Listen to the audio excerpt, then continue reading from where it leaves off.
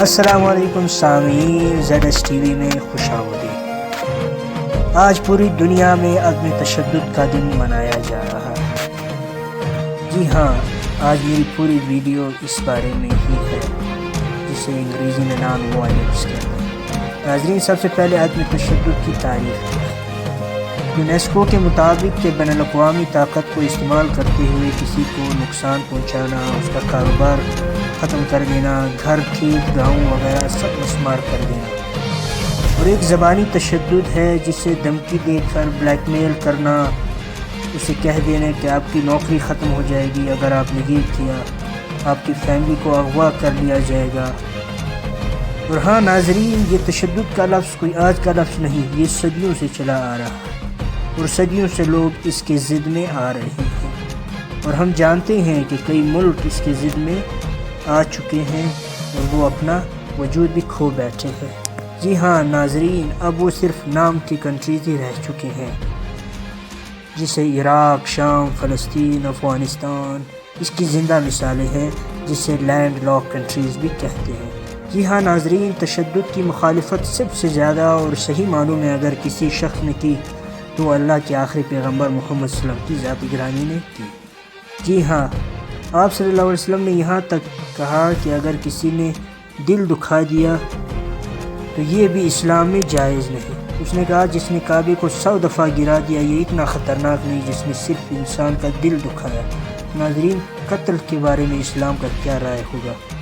جی ہاں، قتل کے بارے میں تو اس سے بھی خطرناک ہے۔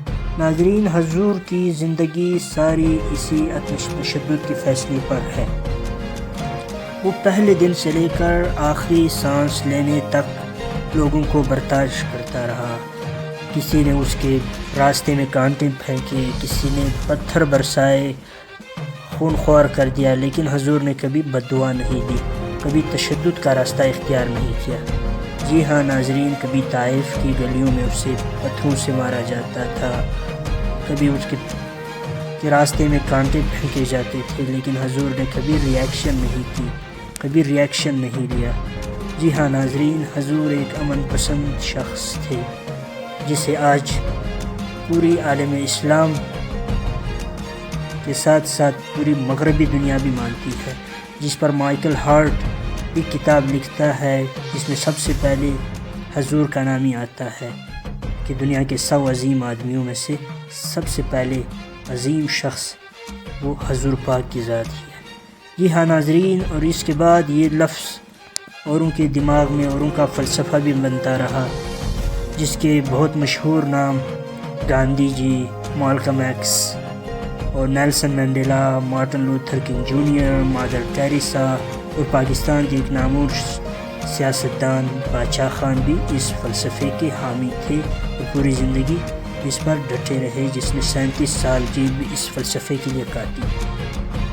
ناظرین، یہ ویڈیو اس لیے ضروری تھی کہ نان وائلنس ان لوگوں کا فلسفہ نہیں، یہ اسلام سے اخذ کیا گیا ہے، یہ دین اسلام سے اخذ کیا گیا ہے، اور اس پر سب سے زیادہ کام حضور کی ذات نے کیا۔ ناظرین، یہ ہماری نظر تھی عدم تشدد کے فلسفے پر۔ اگر آپ کچھ کہنا چاہتے ہیں تو آپ کمنٹ سیکشن میں ضرور بتائیے۔ اگر ہماری ویڈیو آپ کو پسند آئی ہوگی تو لائک کیجیے گا، شیئر کیجیے گا، تاکہ لوگوں کو پیغام پہنچ سکے۔ اللہ حافظ۔